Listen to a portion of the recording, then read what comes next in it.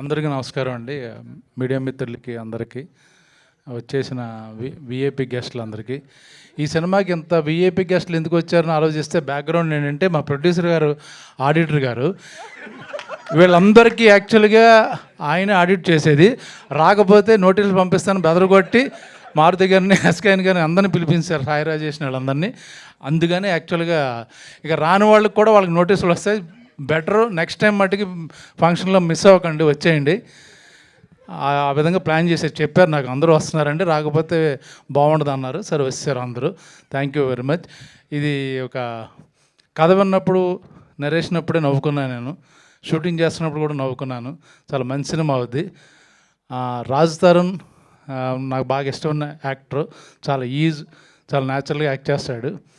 So first time act చేశాను కాబట్టి తనకి నేను బ్లాక్ బస్టర్ ఇస్తాను డెఫినెట్గా, 100%. Thank you. డైరెక్టర్కి మంచి ఫ్యూచర్ ఉంది.